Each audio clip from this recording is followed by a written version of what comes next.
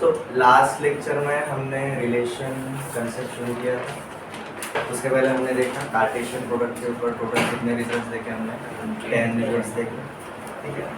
अब ये जो 10 रिजल्ट्स हमने ऑब्जर्व करे उसके ऊपर हमने कार्टेशियन प्रोडक्ट के साथ सेट्स चैप्टर के अंदर जो ऑपरेशंस देखे थे उनके साथ वो कुछ ऑब्जर्वेशन किया। उसके बाद हमने रिलेशन देखा। रिलेशन को हमने क्या डिफाइन किया जी? Relation is subset of A cross B. इसी को अगर हम लैंग्वेज में अगर बोलने जाएंगे तो भाई हम क्या बोलेंगे? Relation is a subset of Cartesian product of set A and B.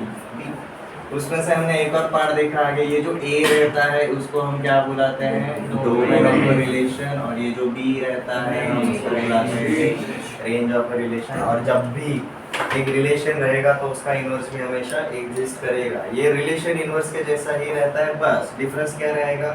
If R is a relation from A to B, then R inverse is a relation from B to A।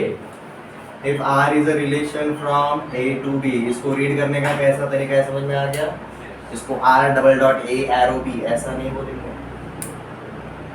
R is a relation from A to B, तो ये रहेगा हमारा domain और ये रहेगा हमारा range. और अगर ये रिलेशन रहेगा तो भाई इसका इनवर्स भी एग्जिस्ट करेगा और इनवर्स रहता है R inverse will be relation from B to A। सिर्फ हमारा डोमेन और रेंज का एक्सचेंज होता है। हमने कल यहाँ तक देखा। उसके ऊपर मैंने एक आपको होमवर्क भी दिया था। सबसे अप्लाई हुआ, आंसर आ गया। बैचमेट्स के साथ क्रॉस चेक किया, आंसर तो आ गया, but how will you know कि भाई आपने जो आंसर निकाला वो करेक्ट है कि नहीं? क्रॉस चेक करना जरूरी है। मुझसे पूछ लो या फिर आपके बैच में से किसी का आया हो रहेगा उसके साथ कंपेयर करना। ओके, आज हम हमारा नेक्स्ट टॉपिक देखेंगे types of relations. Types of relations.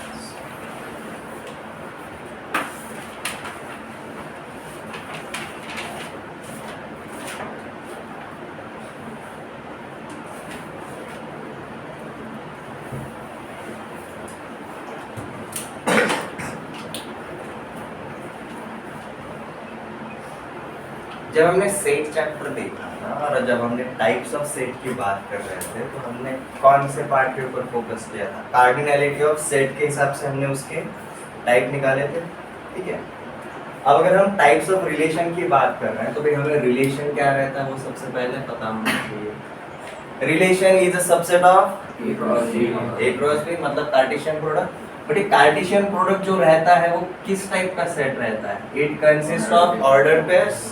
It consists of ordered pairs such that X belongs to domain and Y belongs to range। पहला डोमेन में बिलोंग करता है और दूसरा रेंज में बिलोंग करता है, ठीक है।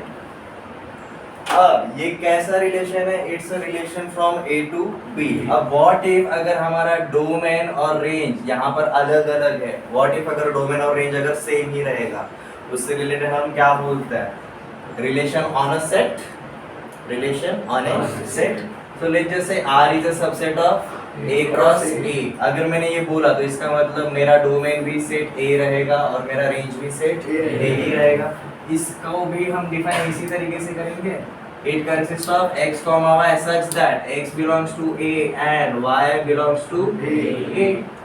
कि भाई वही डोमेन है वही रेंज है, तो दोनों के दोनों एलिमेंट्स उधर ही रहेंगे। कुछ डिफरेंस हुआ क्या? कुछ भी डिफरेंस नहीं हुआ।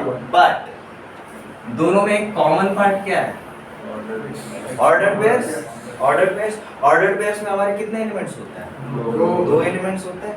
तो जो भी ऑर्डर्ड पेयर्स रहते हैं उनके अंदर जो दो एलिमेंट्स होते हैं उनके बीच में क्या रिलेशन है उसके अकॉर्डिंग हम क्या देखेंगे? Types of relation. समझ में आया? वापस से, relation is a subset of Cartesian product। Cartesian product of two sets। Two sets, first set is called as domain, second set is called as range। Cartesian product consist of ordered pairs, means relation will consist of ordered pairs. Ordered pairs में से दो element होते हैं, पहला element पहले set का, दूसरा element दूसरे सेट का। तो ये दो एलिमेंट्स के बीच में जो रिलेशन है वो क्या डिफाइन करता है हमारा, रिलेशन डिफाइन करता है। तो हम जो टाइप्स ऑफ रिलेशन देखेंगे वो किसके ऊपर डिपेंड करेगा, ऑर्डर पेयर्स के दो एलिमेंट्स के ऊपर। यहाँ तक क्लियर है? So let's start with types of relations. हम जब भी कोई अगला कंसेप्ट देखने जाते हैं ना, you have to back it. आपका बैक साइड का जो कंसेप्ट है वो भी आपको अच्छे से पता होना जरूरी रहता है। ये रिवीजन में ही आपका अंडरस्टैंडिंग बिल्डअप होगा। So first type of relation is null relation. इसको void relation भी बुला सकते हैं या फिर empty relation भी बुला सकते हैं। But the most technical term is void relation. आप किसी भी नाम से बुला सकते हैं, सबका मीनिंग एक है। ये सारे वर्ड्स सिनोनिम है एक दूसरे।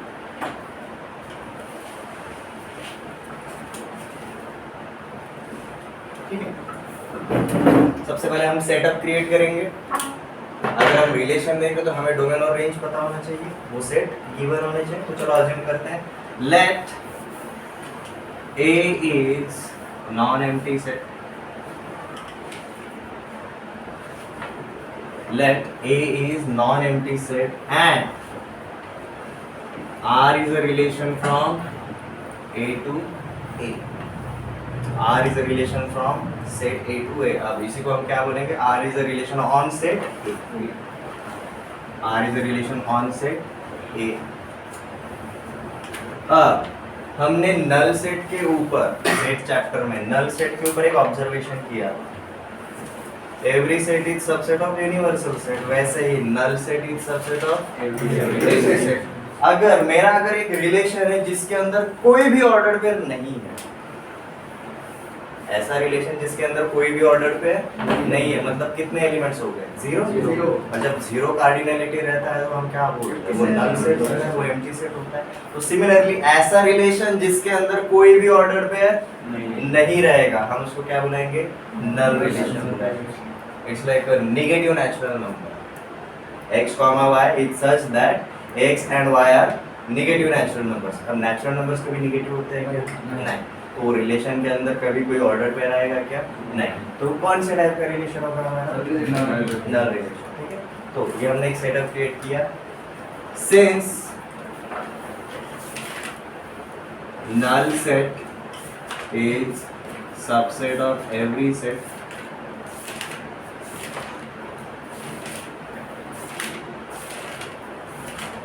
similarly a relation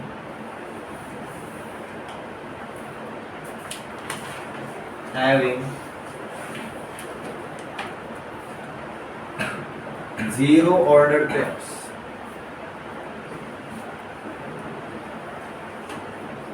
a relation having zero ordered pairs is subset of every Cartesian product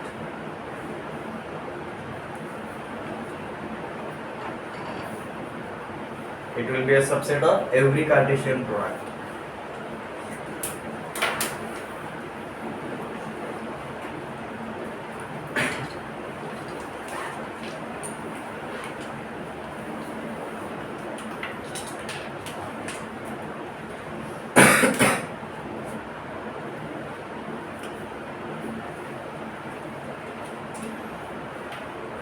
Then such relation is called null relation on set A. On set A. A relation having zero order pairs. A relation having zero order. पहले तो वाले typology बहुत easy है। हमारा second वाला रहता है जी universal relation. Universal, देखो इसको थियोरेटिकली लिखने से पहले एक बार अंडरस्टैंड करते हैं। हमने सबसेट के ऊपर 3 ऑब्जर्वेशंस लिखे। Null set is subset of every set, every set is subset of universal set. But एक और पार्ट रहता है, कोई भी सेट खुद के साथ इक्वल होता है। Every set is equal to itself, और जब इक्वल सेट होता है तो सब सेट होता है, जब इक्वल नहीं होता है तो प्रॉपर सबसेट होता है। ये हमने देखा था। तो इक्वल सेट बेसिकली क्या हम सबसेट बुलाते हैं।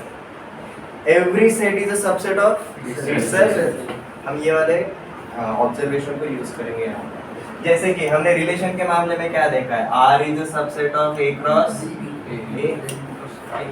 हम इसी ऑब्जर्वेशन को लेकर, ठीक है, अगर किसी और की जरूरत पड़ी तो उसको ले लेंगे, बट फिलहाल से इसको लेकर चलेंगे। Relation on set A, domain भी वही है और रेंज भी वही है, ठीक है। R is a subset of A cross A। अब R के अंदर अगर कोई भी ऑर्डर्ड पेयर अगर नहीं रहा तो कौन सा रिलेशन बनता है, नल रिलेशन बनता है। बट R के अंदर ज्यादा से ज्यादा मैक्सिमम कितने ऑर्डर्ड पेयर्स हो सकते हैं, equal to A cross A। When R is a subset of any set और एनी कार्टेशियन प्रोडक्ट, उसके अंदर कम से कम 0 एलिमेंट हो सकते हैं। ये मिनिमम वैल्यू देखा, बट मैक्सिमम वैल्यू कितना जाएगा भाई, equal to this part. A cross A से ज्यादा कभी हो सकते हैं क्या R के अंदर, नहीं हो सकते। तो पहला वाला typology minimum amount of ordered pairs, second वाला typology will be maximum amount of ordered pairs कितने हो सकते हैं भाई, equal to A cross A। तो हम इसको डिफाइन कैसे करेंगे, same setup. Let R is a relation on set A. Let R is a relation on set A.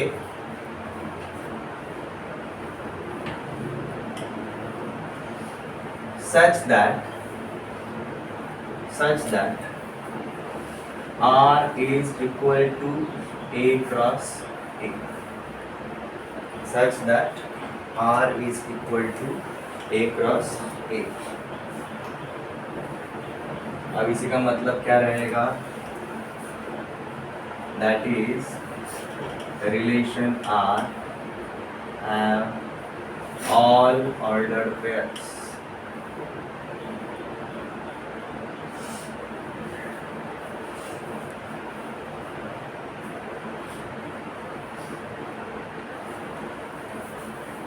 From Cartesian product A cross A.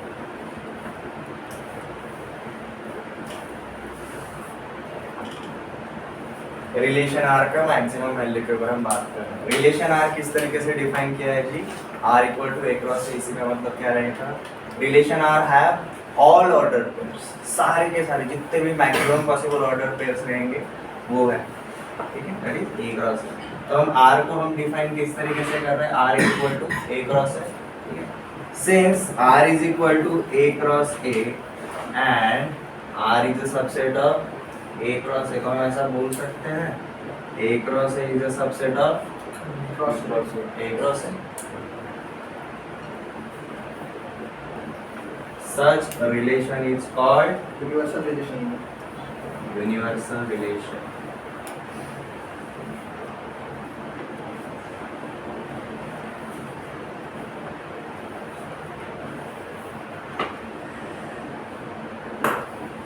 क्योंकि रिलेशन R के लिए universal set रहता है A क्रॉस, और R अगर A cross A हो रहा है मतलब वो खुद एक यूनिवर्सल सेट हो रहा है। So that's why such relation is called as universal relation. पहले दो टाइपोलॉजी काफी easy, minimum number of ordered pairs, maximum number of ordered pairs, इसके ऊपर ये दो टाइपोलॉजी बनते हैं।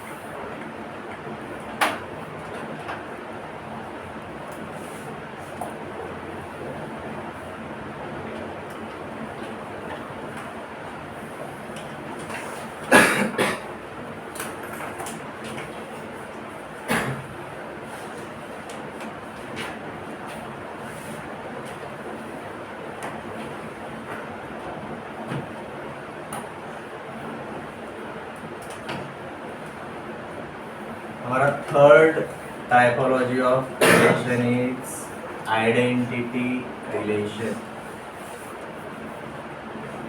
Identity relation.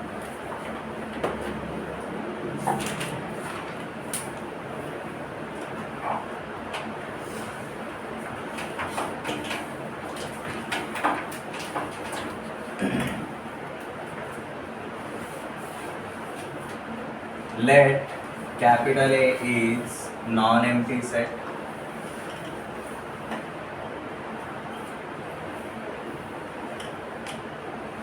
Then relation, then identity relation on set A is denoted as IA.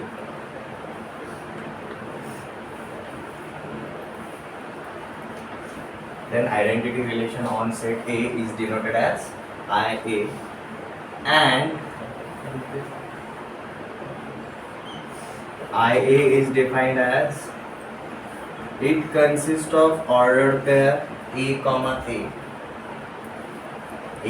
A such that this element A belongs to set A. This element A belongs to set A.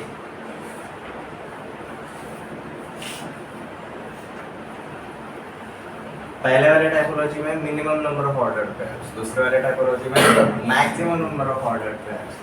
हम जाएंगे detail में. हमने types of relation के लिए क्या बोला, हम जो ऑर्डर्ड पेयर के जो दो एलिमेंट्स है उनके बीच में जो रिलेशन रहता है उसके अकॉर्डिंग डिफाइन करते हुए चलेंगे. अब देखो ये वाला आइडेंटिटी रिलेशन में ये जो ऑर्डर्ड पेयर हमें डिफाइन किया है, इसका पहला और दूसरा एलिमेंट सेम. तो जब भी किसी ऑर्डर पेयर में आपके दोनों एलिमेंट्स सेम रहेंगे वो हमारा कौन सा टाइप का रिलेशन होता है, आइडेंटिटी रिलेशन. वो रहता है हमारा आइडेंटिटी रिलेशन. इसके ऊपर एक ऑब्जर्वेशन करो, IA is a relation where every element is related to itself. Where every element is related to itself only. और यहाँ पर कीवर्ड है only.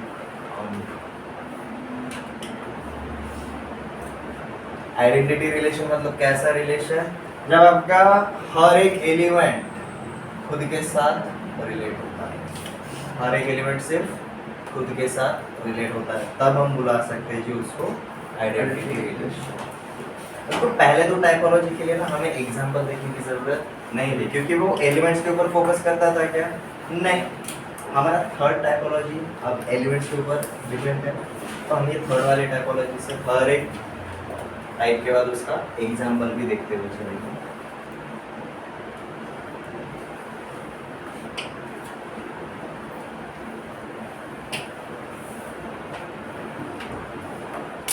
फॉर एग्जाम्पल अगर मेरा ए सेट दिया हुआ है जैसे 1 2 3,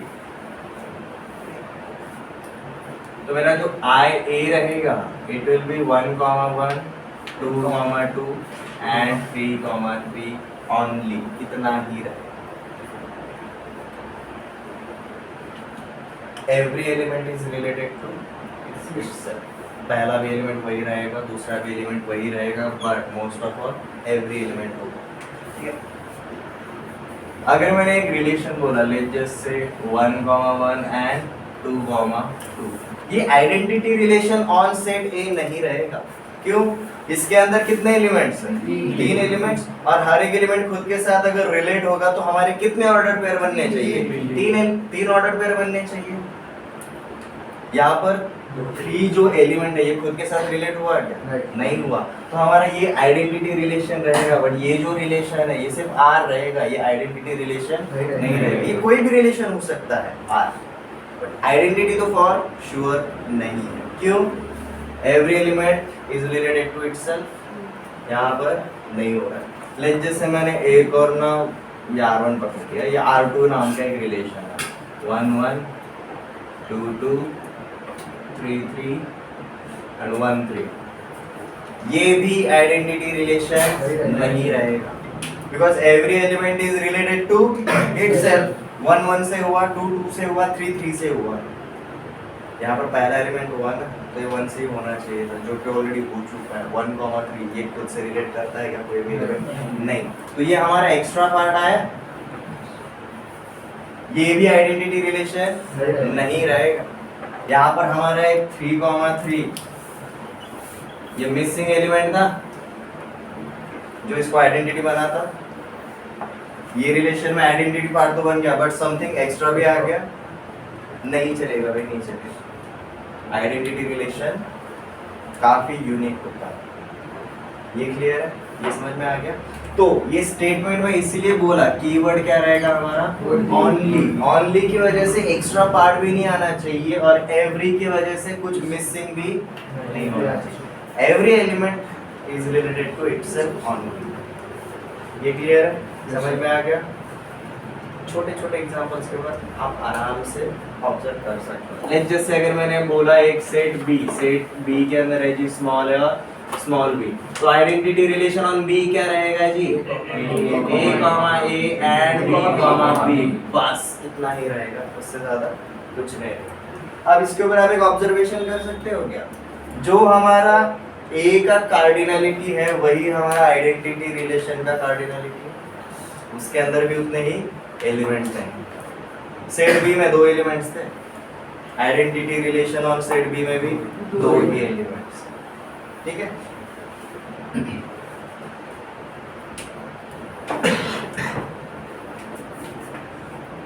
चलो नेक्स्ट वाले टाइपोलॉजी पे जाते हैं।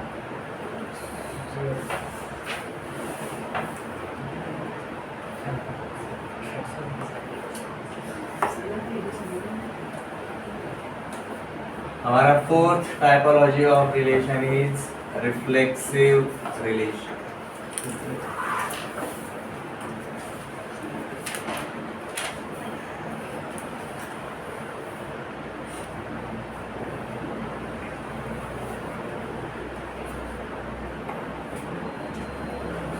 A relation capital R on set, on any set, is called reflexive when every element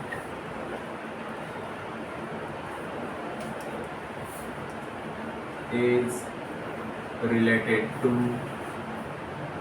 itself.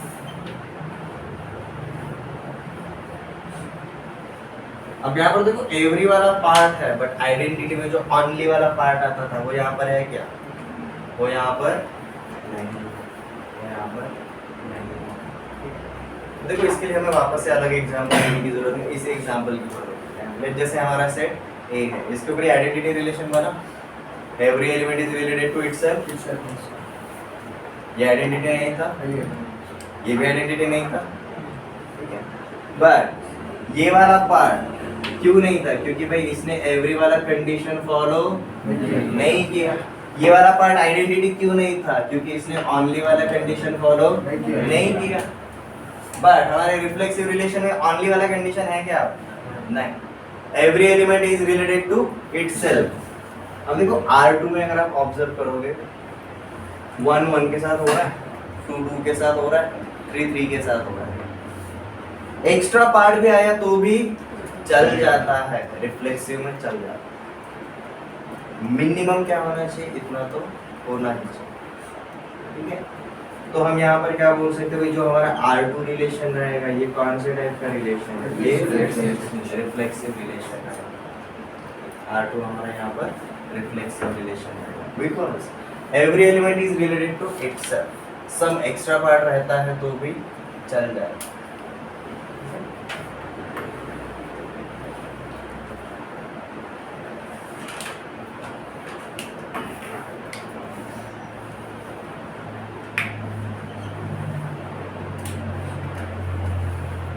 since every element is related to itself, हम ऐसा बोल सकते हैं every identity relation is a reflexive relation. Therefore identity relation is a reflexive relation. अब universal relation में कितने order pairs होते हैं? सारे के सारे, और सारे के सारे मतलब उनमें ये वाला कंडीशन भी फॉर श्योर होगा, every element will be related to itself. हम एक और चीज क्या बोलेंगे यहाँ पर, universal relation is a reflexive relation.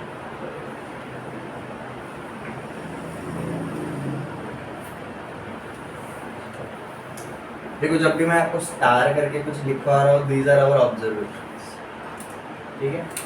Concept का हेडिंग तो रहता ही है, बट किसी भी कंसेप्ट के बाद अगर आपको कुछ स्टेटमेंट्स वगैरह टाइप दे रहा हूँ, ये हमारा ऑब्जर्वेशन है जो हमने मल्टीपल कंसेप्ट्स को एक साथ देखकर बिल्ड किया. रिफ्लेक्सिव और आइडेंटिटी में कंफ्यूजन नहीं होना चाहिए. Reflexive, every element must be related to itself only. सही बोला? गलत बोला? गलत बोला. वो आइडेंटिटी का है. ओनली रहेगा तो आइडेंटिटी, ओनली अगर नहीं रहेगा तो reflexive. So every element must be related to itself, reflexive. Every element must be related to itself only, identity. Difference समझ में आ गया? yes. हम एक ही एग्जांपल के ऊपर जब कंपेयर किया हमें डिफरेंस समझ में आ गया. ठीक है. यू विल फाइंड आउट एक डिफरेंस की वजह से दो अलग अलग चीजें हो. एक डिफरेंस की वजह से आपकी दो चीजें अलग अलग हो जाती है, और एक सिमिलैरिटी की वजह से दो अलग अलग चीजों को आप रिलेट कर सकते हो. हमने पहले IA और R2 को अलग अलग किया क्योंकि उनके बीच में जो डिफरेंस था, बट उनके बीच में कुछ कॉमन पार्ट भी था, जिसकी वजह से हमने क्या बोला भाई, IA is a subset of reflexive. So basically identity is a kind of a reflexive relation. ठीक है. चलो हम नेक्स्ट वाले टाइप पे चलते हैं. हमारा नेक्स्ट वाला type of relation is symmetric relation. हमारा fifth typology is symmetric relation.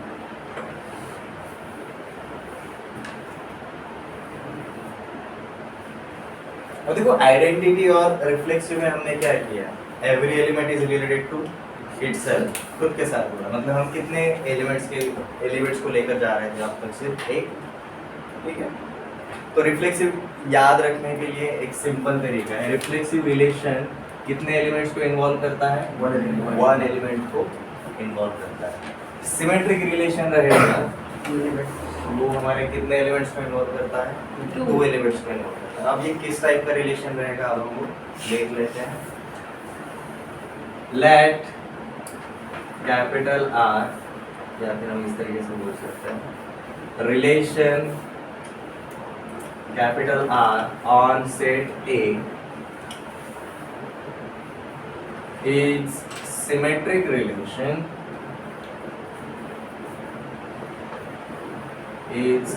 symmetric relation when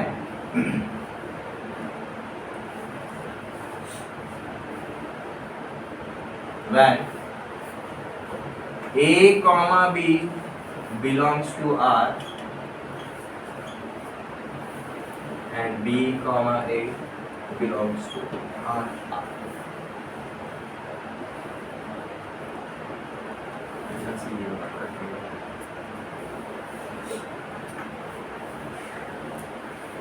और यहाँ पर R किसका सबसेट है जी? R is a subset of A cross A and हमारे A एंड B एलिमेंट किसमें बिलोंग करते हैं? जिसे A में ही बिलोंग करते हैं. तो हमारे सिमेट्रिक रिलेशन कब होगा? जब आपका ऑर्डर्ड पेयर में जो दो अलग अलग एलिमेंट्स हैं उनका पोजीशन चेंज होके जो नया वाला ऑर्डर्ड पेयर बनेगा वो भी उसके अंदर आता है. ठीक है. या भी थियोरेटिकली हमें एक रफ आइडिया मिल गया। एक एग्जांपल देखते हैं। लेट जैसे हमारा सेट ए है वो 1 2 एंड 3, ठीक है। और लेट जैसे मैंने रिलेशन आर को डिफाइन किया है 1, 1 1, 2 2, 1 2, 3 3, अब हमें क्या बोला, अगर a कॉमा b अगर रिलेशन r का पार्ट है तो b कॉमा a भी उसका पार्ट होना चाहिए, तभी हम उस रिलेशन को क्या बोल सकते हैं, सिमेट्रिक बोल सकते हैं। अब देखो 1, 1 दोनों एलिमेंट्स सेम है, उनको अगर एक्सचेंज किया तो कौन सा ऑर्डर पेयर मिलेगा, यही मिलेगा। और हम कलेक्शन में कभी भी रिपीटिशन नहीं करते हैं, राइट। तो मतलब इसका सिमेट्रिक पार्ट हमारा यहीं पर प्रेजेंट है। 1, 2 का सिमेट्रिक पार्ट 2, 1 उसका सिमेट्रिक ऑर्डर पे वो भी यहीं पर प्रेजेंट है। 2, 3 का सिमेट्रिक ऑर्डर पे 3, ठीक है।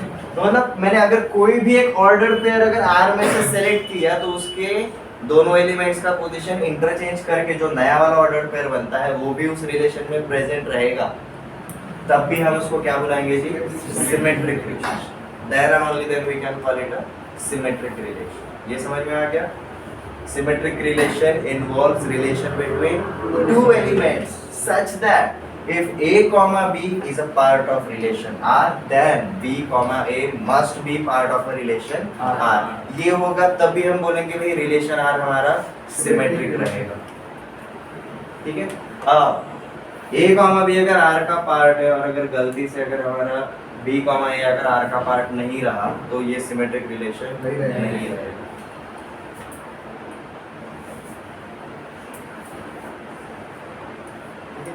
ये हमने रिलेशन R1 को, और जैसे हम R2 के ऊपर जाते हैं। R2 मैंने लिया जी 1, 2 लिया, 2, 1 लिया एंड 3, 1 लिया। 1, 2 का सिमेट्रिक पार्ट यहाँ पर अवेलेबल है, बट 3, 1 का 1, 3 अवेलेबल है क्या? तो हम यहाँ पर क्या बोलेंगे, R1 हमारा सिमेट्रिक रिलेशन है बट R2 हमारा सिमेट्रिक रिलेशन नहीं रहेगा। ये हर एक ऑर्डर पे कंडीशन सेटिस्फाई करना चाहिए। ये क्लियर? अब इसका एक रियल लाइफ एग्जांपल भी देखते हैं, चलेगा?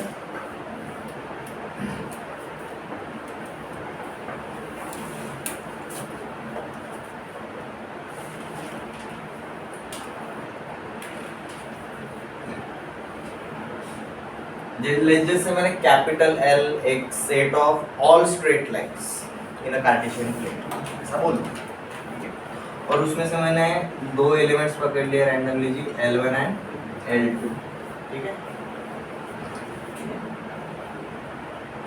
जैसे relation R consist of L1, L2 such that L1 and L2, ठीक है, belongs to set L, it is a set of all lines.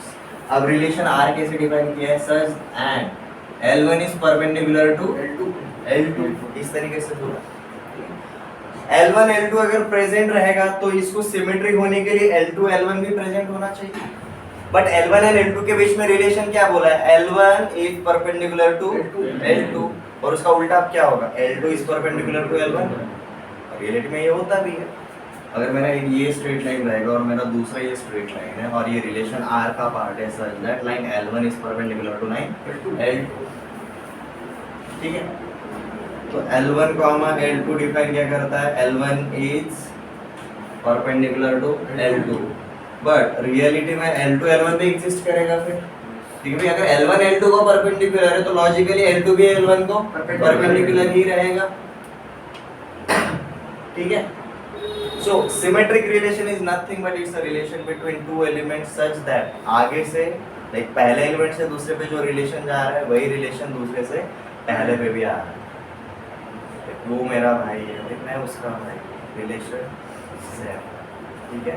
ऐसा नहीं होता ना कि A और B है, A B का बाप है और B A का बाप है।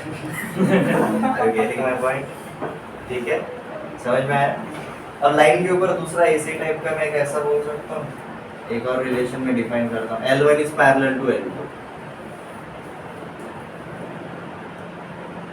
If L1 is parallel to L2 then obviously L2 is parallel to L1. ये रिलेशन कैसा है? सिमेट्रिक। ऐसे जाओ या फिर वैसे जाओ, मीनिंग सेम रहता है। Symmetric relation, it's a relation between two elements. ठीक है,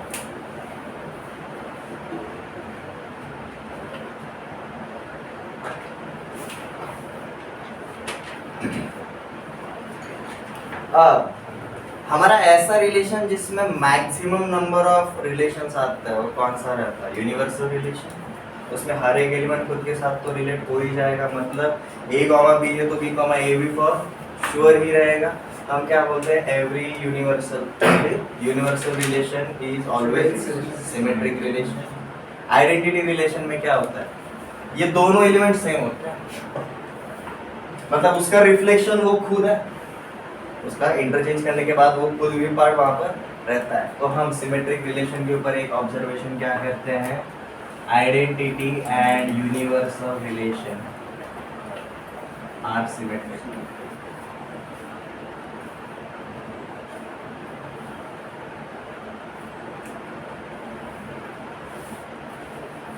identity and universal relation are symmetric.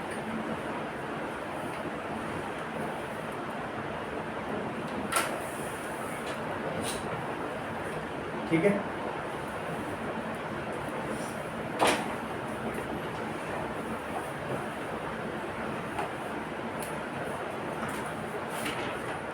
हमारा नेक्स्ट टाइपोलॉजी रहेगा जी asymmetric relation.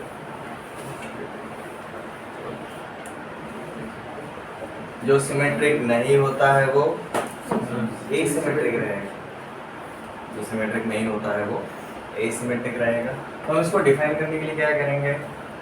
Relation capital R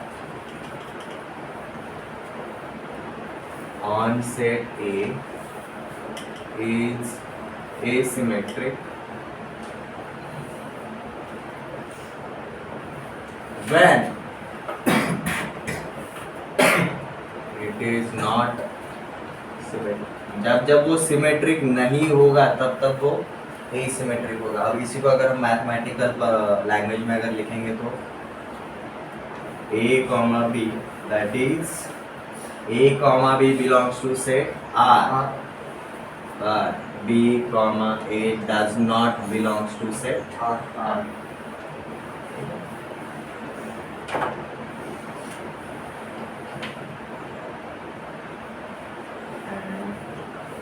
And b belongs to set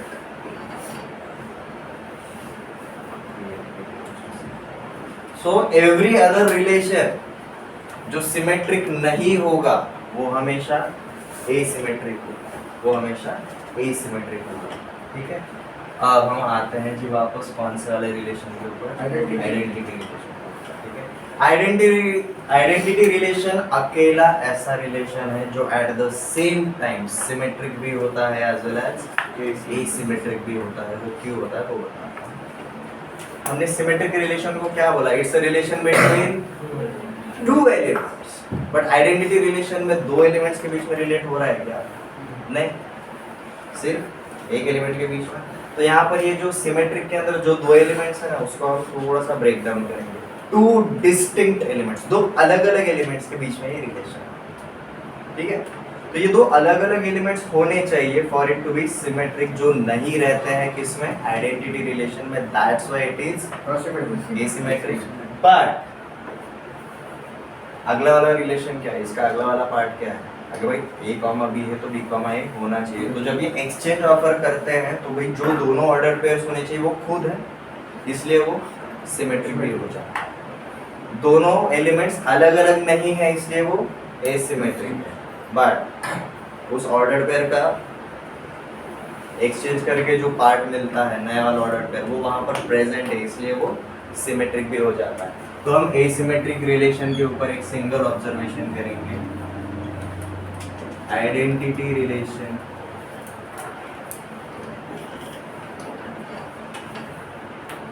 is the only relation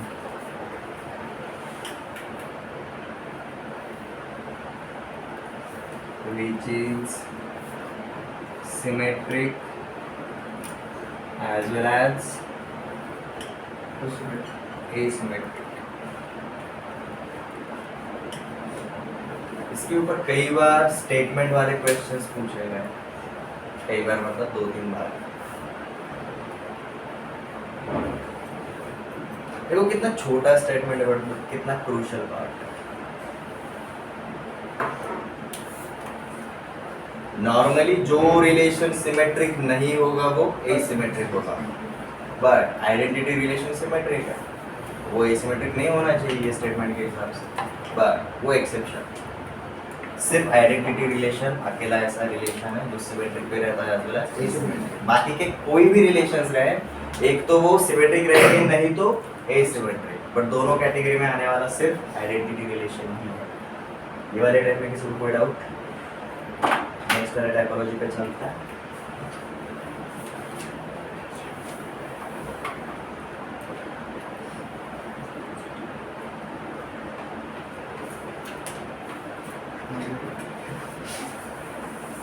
हमारा 7th typology is transitive relation.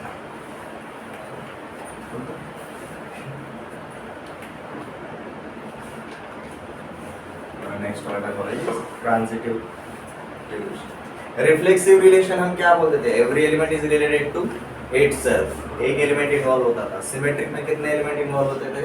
दो element होते थे। Transitive में हमारे कितने एलिमेंट्स इन्वॉल्व होंगे? 3 एलिमेंट्स इन्वॉल्व होंगे। सो ट्रांजिटिव रिलेशन के लिए हमारे कितने एलिमेंट्स इन्वॉल्व होते हैं जी?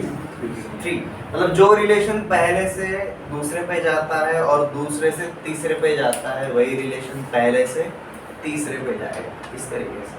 So capital R, sorry, relation capital R on set A is transitive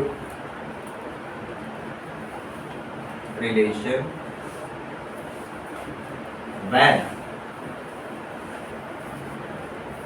A comma B belongs to R, B comma C belongs to R, or implies that A comma C belongs to R.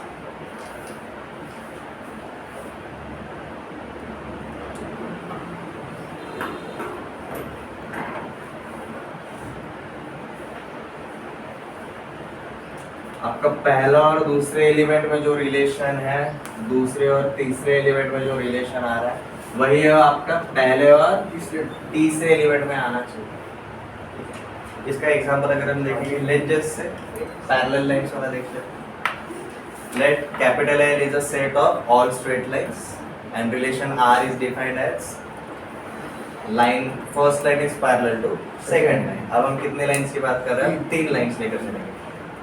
If L1 is parallel to L2 and L2 is parallel to L3, इसी का मतलब क्या रहेगा? L1 is parallel to L3, right? बराबर है। जैसे मैंने बोला भी टेबल के ऊपर चेयर रखा है और चेयर के ऊपर किताब रखी है, इसी का मतलब टेबल के ऊपर किताब रखी है। समझ में आया? तो ट्रांजिटिव रिलेशन याद कैसे रखना है? It's relation between 3 elements such that पहले से दूसरे का रिलेशन और दूसरे से तीसरे का रिलेशन अगर प्रेजेंट है तो पहले से तीसरे का भी रिलेशन हमारा प्रेजेंट रहेगा।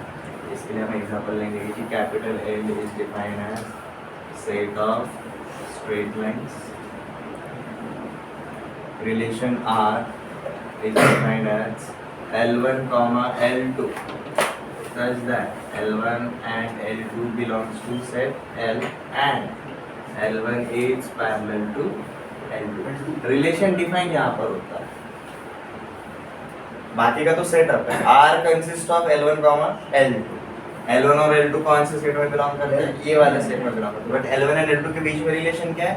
L1 is parallel to L2। अगर आप ऐसे अगर 3 लाइनें लेते हो, ठीक है, तो इसमें अगर मेरा L1, L2 आ गया और L2, L3 आ गया, तो ऑब्वियसली हम क्या बोलेंगे? L1, L3 भी इसके अंदर आना ही चाहिए अगर ये ट्रांजिटिव है तो।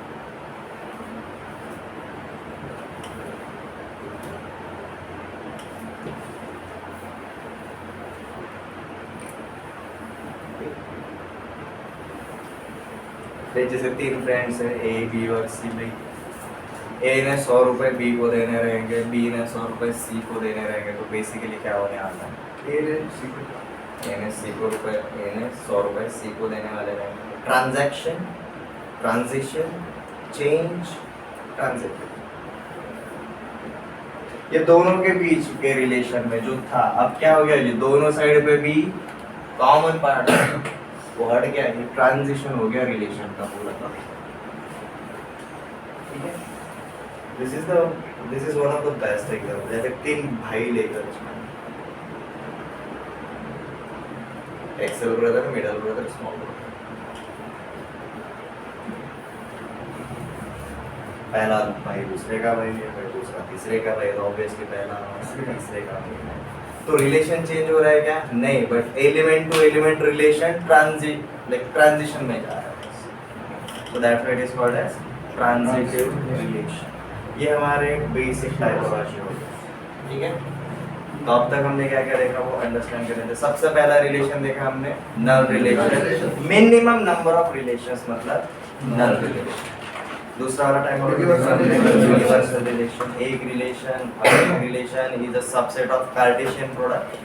तो रिलेशन के अंदर ज्यादा से ज्यादा एलिमेंट्स कितने आएंगे, इक्वल टू कार्टेशियन प्रोडक्ट। तो वो जो रिलेशन रहेगा हम उसको बुलाते हैं जी यूनिवर्सल रिलेशन। अब हम थोड़ा सा डिटेल में क्या, every element is related to itself only, तब हम इसको बुलाते हैं जी आइडेंटिटी रिलेशन। फिर उसके बाद हमने देखा जी reflexive relation, every element must be related to itself, extra part रहेगा तो भी चल जाता है, बट रिफ्लेक्सिव में हम कितने एलिमेंट्स के बीच में रिलेशन देख रहे हैं, ओनली 1। उसके बाद हमने देखा जी symmetric relation, it's a relation which involves 2 elements. अगर 2 एलिमेंट्स है ए एंड बी, अगर ए कॉमा बी है तो बी कॉमा ए भी उसी का पार्ट होना जरूरी रहेगा। नेक्स्ट टाइपोलॉजी देखा हमने एसिमेट्रिक, जो सिमेट्रिक नहीं होता है वो एसिमेट्रिक होता है। ऑब्जर्वेशंस में दोहराऊंगा नहीं, वो आपको रीड करना है। ट्रांजिटिव देखा, transitive is a relation between 3 elements. पहला और दूसरा अगर रिलेशन में है, दूसरे और तीसरे का जो रिलेशन है वही रिलेशन पहले और तीसरे का अगर रहता है तो हम उसको बुलाते हैं ट्रांजिटिव। ठीक है, अब हमारे फाइनल टाइपोलॉजी, इसमें कुछ हमें नया नहीं देखना।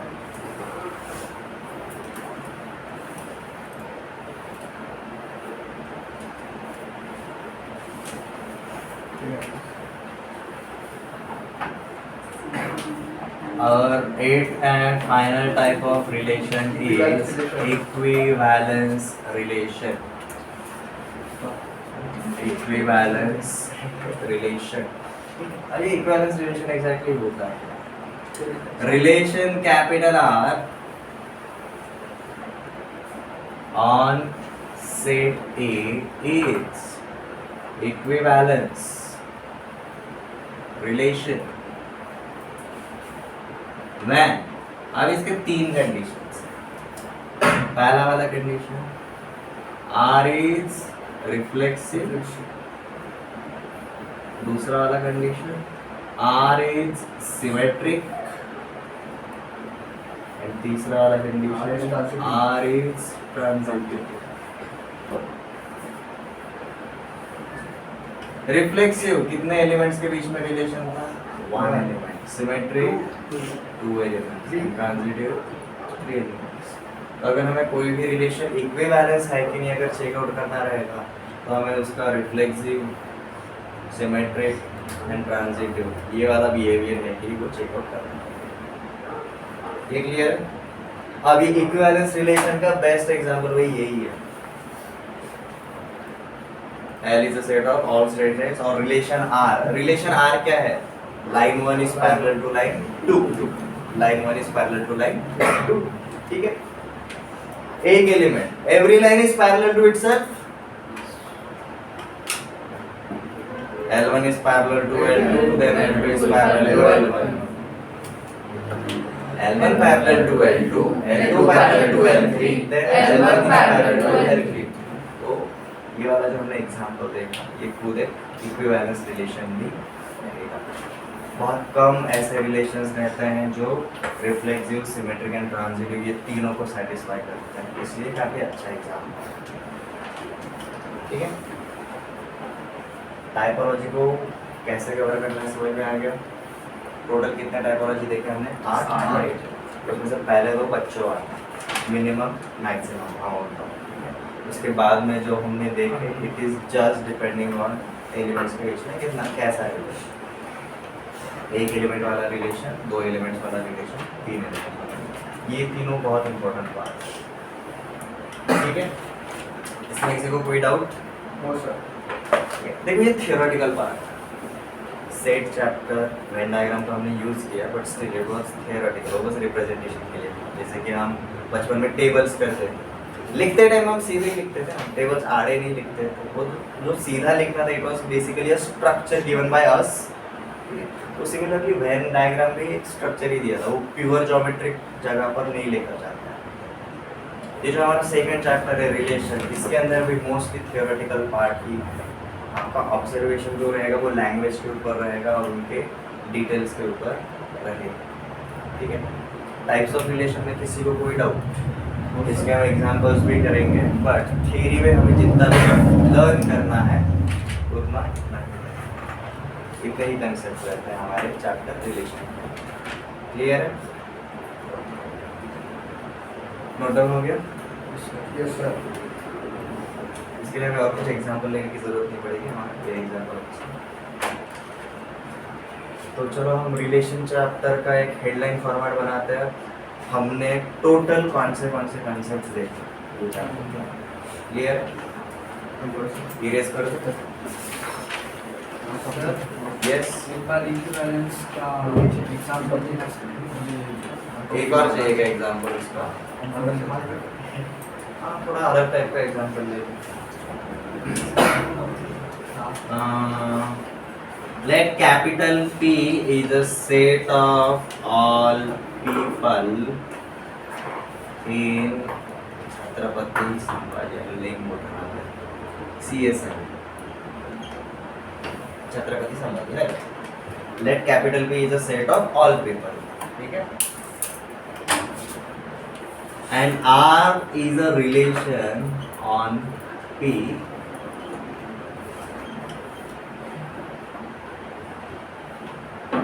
defined as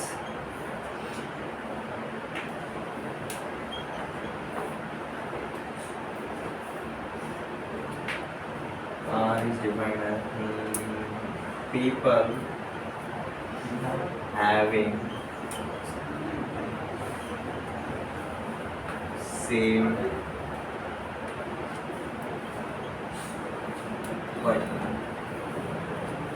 ठीक है, इक्विवेलेंस रिलेशन का एक और अच्छा एग्जांपल। अब इक्विवेलेंस के लिए हमें चेकआउट क्या करना पड़ता है? ये रिलेशन रिफ्लेक्सिव है कि नहीं वो चेकआउट करना पड़ेगा। ठीक है, तो एक एक चेकआउट करते जाए। अब रिफ्लेक्सिव के लिए हम कितने एलिमेंट रहते हैं? एक। मतलब मैं पीपल में एक ही पर्सन लूंगा, बराबर। अब ये जो पहला पर्सन रहेगा उसका बर्थडे खुद के बराबर ही रहता है, तो ये रिफ्लेक्सिव है।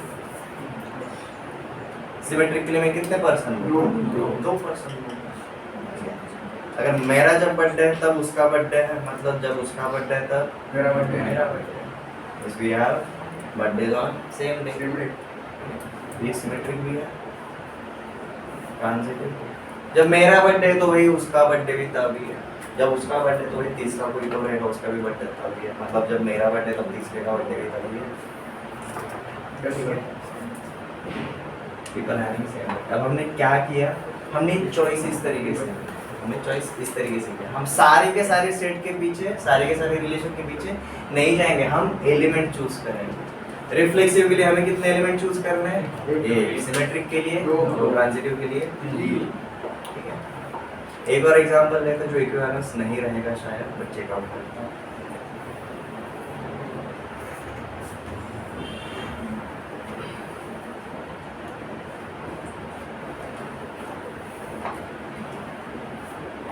हम सेट अब यही रखते हैं, set of all people in this set. ठीक है, अब ये रिलेशन आर हो गया। अब जैसे हम रिलेशन R1 थोड़ा सा अलग तरीके से करते हैं।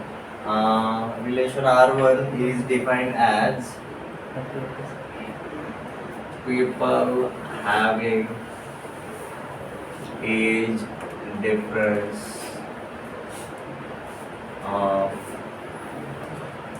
at least 5 years. ठीक है, people having age difference of at least 5 years. मतलब क्या रहेगा भाई, R1 के अंदर अगर मैंने कोई भी x, y ये अगर लिया ऑर्डर पेयर, तो ये हमारा जो x माइनस y रहेगा ये हमेशा ग्रेटर देन 5 रहेगा. ठीक है, x, y मॉड क्योंकि कोई डिफरेंस. ठीक है, मतलब 5 से 3 कितनी दूरी पर है? 2 की दूरी पर. और 3 से 5 कितनी दूरी पर? 2 की दूरी पर. हम ये जो डिफरेंस रहता है वो कभी नेगेटिव लेता है क्या? नहीं लेता. बराबर. तो इसलिए हमने क्या लिया जी, मॉड्यूलस लगाया. मॉड्यूलस का मतलब एब्सोल्यूट वैल्यू रहता है, हमेशा पॉजिटिव ही रहता है एब्सोल्यूट. तो भाई मतलब ऐसे 2 पर्सन उठाने हैं जिनके बीच का एज डिफरेंस कम से कम कितना रहे? 5 साल. कम से कम 5 साल. ठीक है, तो सबसे पहले ये इक्विवेलेंस है कि नहीं चेकआउट करता है. ये रिफ्लेक्सिव तो फॉर श्योर नहीं है. मेरा खुद के साथ एज डिफरेंस कितना आएगा? 0 आएगा.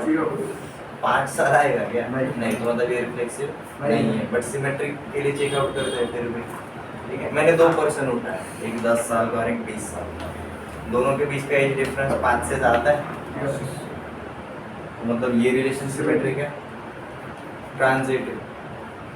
लेकिन जैसे मैंने 12 साल का पकड़ा, एक 18 साल का पकड़ा, और बीच में ही मैंने ज़्यादा वाला पकड़ा है. जैसे मैंने 20 का एक पकड़ लिया और आगे जाके 14 का एक पकड़ लिया. ठीक है, अब ये वाला रिलेशन को सेटिस्फाई करता है. 12 और 20 के बीच में जो डिफरेंस है वो 5 से बड़ा है. 20 और 14 के बीच में जो डिफरेंस है वो 5 से बड़ा है. बट 12 और 14 के बीच में जो डिफरेंस है वो 5 से बड़ा है क्या? नहीं. तो मतलब ये जो हमारा रिलेशन है वो रिफ्लेक्सिव नहीं था, सिमेट्रिक था. बट ट्रांजिटिव नहीं था. मतलब ये सिर्फ सिमेट्रिक रहेगा. ठीक है, हमने कैसे किया वापस से समझ में आया? हमने चूज किए एलिमेंट्स. हमें क्या चेकआउट करना था उसके हिसाब से हमने एलिमेंट्स चूज किए. रिफ्लेक्सिव है कि नहीं देखना है. आप एक एलिमेंट ले लो, खुद के साथ ही करो. सिमेट्रिक के लिए आप 2 एलिमेंट लेकर चलें उस सेट में से जो भी बोला जाएगा. पीपल बोले इसलिए पर्सन लिया मैंने पीछे वाले एग्जांपल में लाइंस देखे थे तो हमने लाइन उठाया था. तो उसके अंदर के एलिमेंट्स चूज. क्लियर? एग्जांपल्स और देखेंगे. और अगर आप आर.डी. शर्मा एंड एनसीईआरटी अगर रेफर कर रहे हो, you will have variety of questions. ये जितना हम इमेजिन नहीं कर सकते उतने वो एग्जांपल्स उठा के छापते हैं. ठीक है, अब उसका एक हमने हेडलाइन फॉर्मेट बनाते हैं रिलेशन चैप्टर का.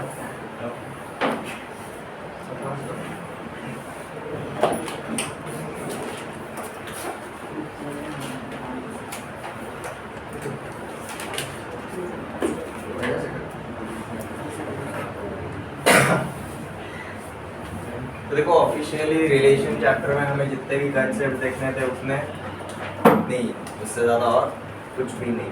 तो जब हमने रिलेशन चैप्टर देखना शुरू किया था, सबसे पहला कंसेप्ट हमने क्या देखना शुरू किया जी? Cartesian product of 2 sets. सबसे पहले हमने ये देखा. इसके अंदर हमने देखा जी order pairs and their equality of order pairs. ये वाला पार्ट देखा.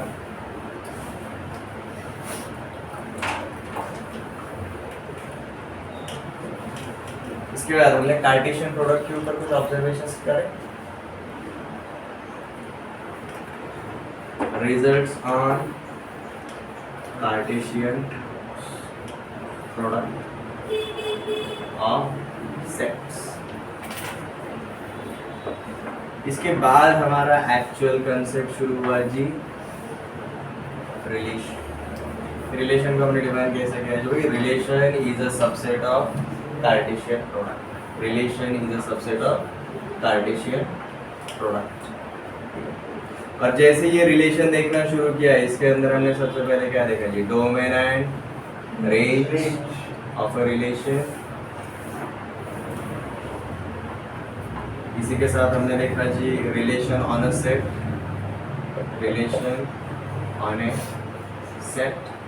जब आपका डोमेन और रेंज सेम होते हैं तो आपका वो रिलेशन वाला सेट कहलाता है। और हमने क्या देखा, एक और part, inverse of a relation. अब इनवर्स में क्या होता है, सिर्फ आपका डोमेन और रेंज का एक्सचेंज आपका चलता है, नथिंग एल्स। एंड फाइनली हमारे types of relation total count में कितने हैं, 8। तो मतलब हमारा रिलेशन चैप्टर में कितना ही है, जितना भी वो सारा का सारा थियोरेटिकल ही रहेगा। सेट चैप्टर से एक स्टेप आगे गए।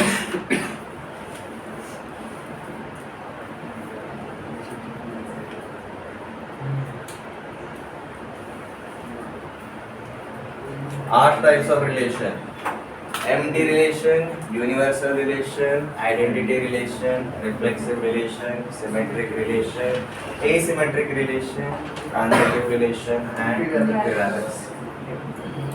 अब हमने ट्रांजिटिव के ऊपर एक ऑब्जर्वेशन नहीं किया जो बता सकता हूँ। आइडेंटिटी रिलेशन और यूनिवर्सल रिलेशन ये ऐसे रिलेशन है जो रिफ्लेक्सिव भी रहते हैं, सिमेट्रिक भी रहते हैं और ट्रांजिटिव भी होते हैं। दैट्स व्हाई ये इक्विवेलेंस भी होते हैं, ठीक है। और सिर्फ आइडेंटिटी ऐसा रिलेशन है जो symmetric as well as asymmetric होता है, ठीक है।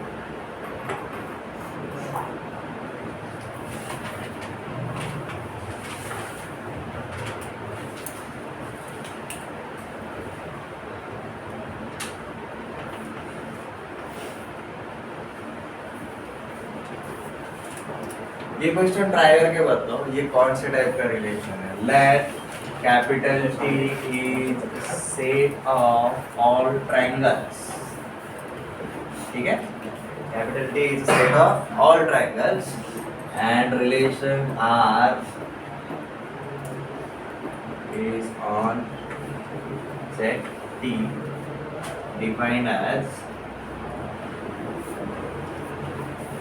R is equal to x comma y such that x is congruent to y। ये कौन से टाइप का रिलेशन है आपको फाइंड आउट करना।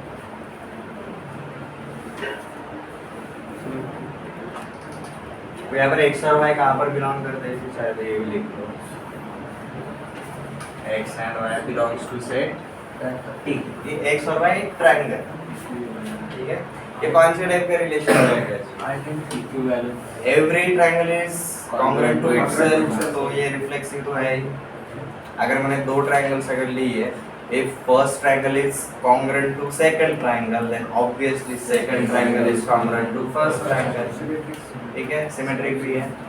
ये ट्रांजिटिव के नीचे चेक आउट करते हैं। 3 ट्रायंगल्स ले लिए, पहला अगर दूसरे से कॉन्ग्रुएंट है, दूसरा अगर तीसरे से कॉन्ग्रुएंट है, तो ऑब्वियसली पहला तीसरे से कॉन्ग्रुएंट रहेगा। तो ये जो हमारा रिलेशन है ये कौन से टाइप का है? ये इक्विवेलेंस रिलेशन, ठीक है।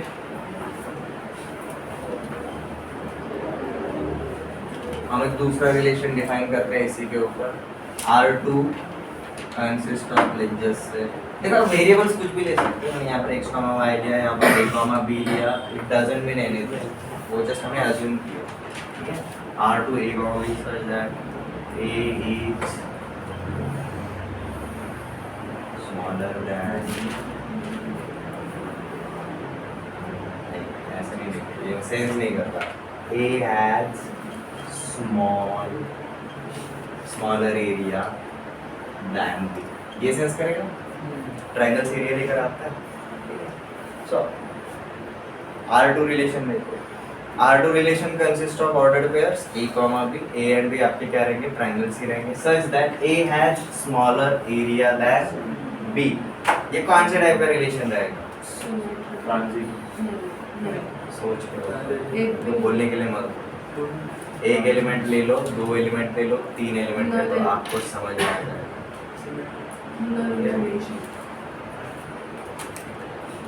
एक एलिमेंट ले लो, एक ट्रायंगल ले लो, किसी भी ट्रायंगल का एरिया खुद से छोटा होता है, ये रिफ्लेक्सिव आपको सिर्फ देखना नहीं है, ताड़ना नहीं है, ठीक है।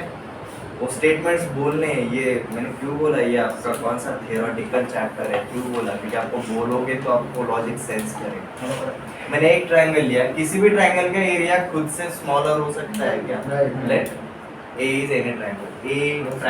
Triangle A has smaller area than triangle A. Logically sense करता है क्या? नहीं करता। ठीक है, अब दो एलिमेंट्स, दो ट्रायंगल्स लेकर चलते हैं, triangle A and triangle B पकड़ के चलते हैं। Triangle A has smaller area than triangle B. Triangle B has smaller area than triangle A. नहीं होगा, नहीं होगा, सिमेट्री नहीं है। ठीक है, अब तीन ट्रायंगल्स लेकर चलते हैं, triangle A, triangle A and triangle C. Triangle A has smaller area than triangle B. Triangle B has smaller area than triangle C. Triangle A has smaller area than triangle C. हाँ sense करता है, क्योंकि A has smaller area than B मतलब B बड़ा है, A छोटा है। B has smaller area than C मतलब B छोटा है और C बड़ा है। ठीक है, तो अगर B अगर A से बड़ा है और C अगर B से बड़ा है तो ऑब्वियसली C A से बड़ा है। तो ये हमारा कौन सा टाइप का ट्रांजिटिव रिलेशन, सिर्फ ट्रांजिटिव रिलेशन। ठीक है, लॉजिक के ऊपर पहुंचने के लिए जल्दी पहुंचना इज नॉट इम्पोर्टेंट, सही तरीके से पहुंचना चाहिए। उस प्रोसेस के थ्रू जल्दी मतलब अंडरस्टैंडिंग प्रॉपर्ली करके।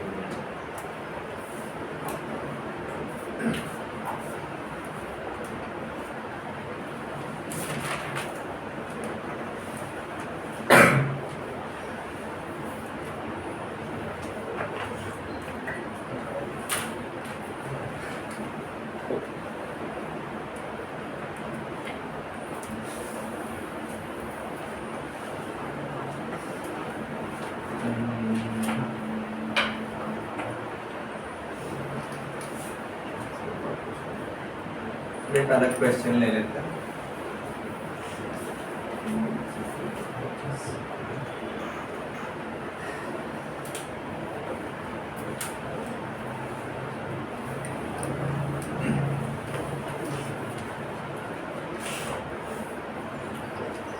Question is, let there is a set B, set B नहीं लेते, set N लेते हैं।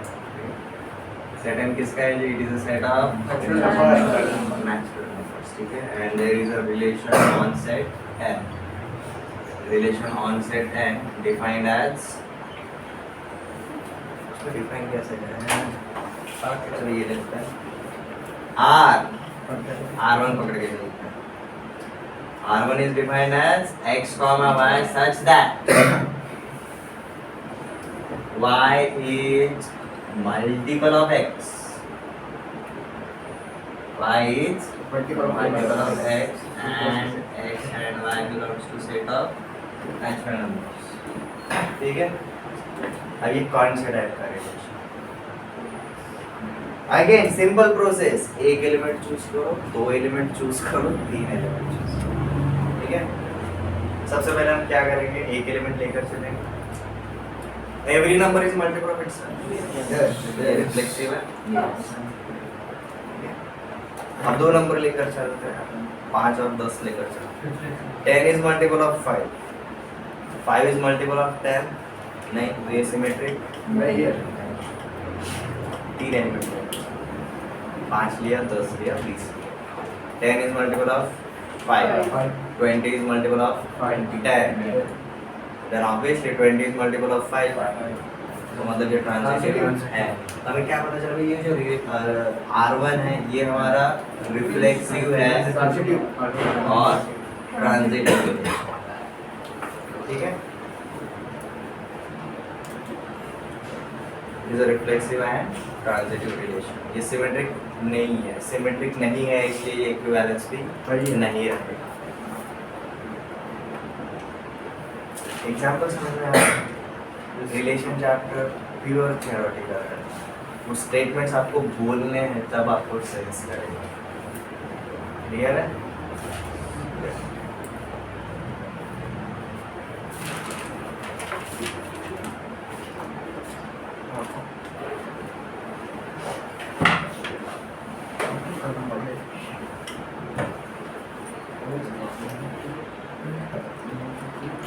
चैप्टर रिलेशन का हेडलाइन फॉर्मेट नोट डाउन हो गया सबका?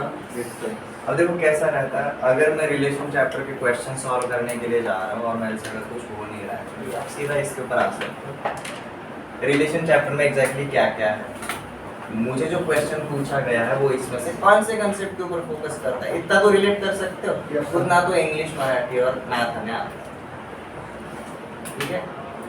अगर वो भी नहीं आ रहा है तो मतलब अपना फिजिकली उधर हो, मेंटली आप कहीं पर और चढ़ा रहे हो, ऐसा मत करो। ये ऑब्जर्वेशन जो रहेगा, ये जो आपका का फॉर्मेट है वो आपको डिटेल्स देखने के लिए शॉर्टकट भी देगा, क्वेश्चन के अंदर रिलेट करने के लिए आपको पाथवे भी प्रोवाइड करता है।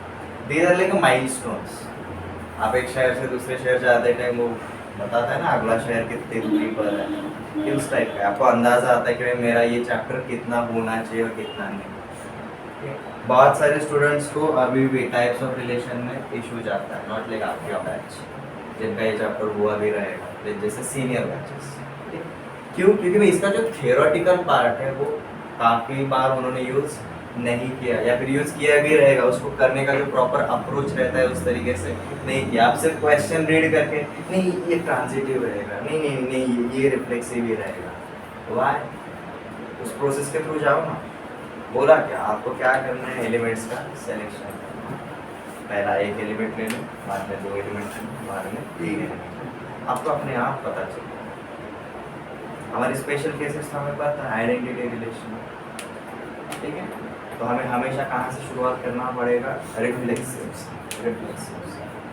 यहाँ तक क्लियर है?